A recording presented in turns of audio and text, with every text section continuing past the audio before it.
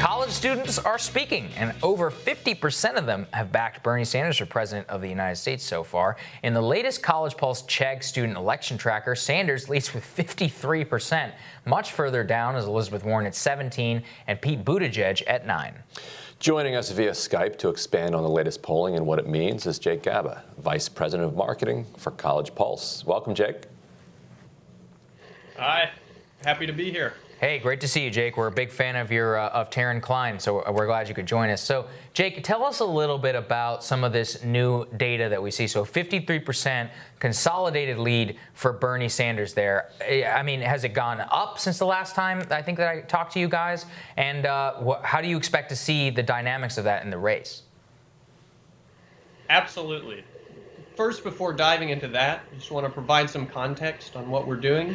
At College Pulse, we're a research and analytics firm focused on college students, and we've partnered with Chegg to track college student preferred nominee for the 2020 Democratic primary election. We've been polling 1,500 college students every week since last March. And we think this is incredibly important because students are a key voting bloc, and they're going to have a huge impact on this election.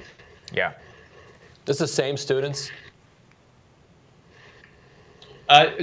From the same population of students. So we have a panel of over 250,000 college students from across 800 colleges and universities in the U.S. Gotcha. So, Jake, let's go into like what I asked about the 53% number. Can you talk about the issues that are driving the support for Sanders amongst that 53%? Yes, so Sanders has been surging lately. He's gained 3% since last week and 10% since this same time last month. And now, top issues for students that are driving this attraction to Sanders.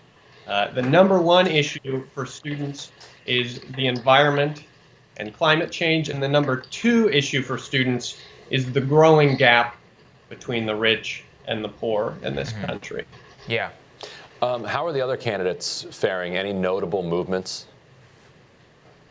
So no major movements since last week among any candidates except for Sanders, which is particularly interesting given Mike Bloomberg has been surging nationally, and he's seen almost no growth among college students. And this is despite the meme blitz where he paid Instagram influencers to post memes of himself. Despite that, he has remained at 3%. Last week he was 2%. He's hovered around 2 or 3%. He also dominates on YouTube.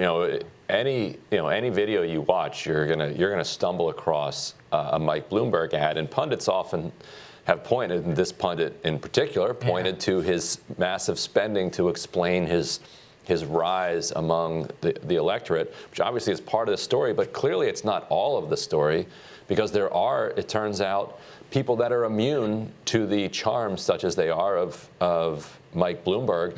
Do you think that he just needs to spend more money, or this is just a demographic that is out of reach for him?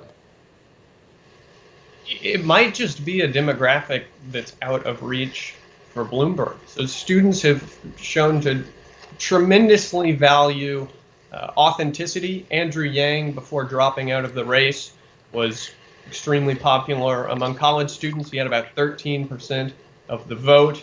And one key trait that he brought to the table was he was authentic. Bernie Sanders, authentic.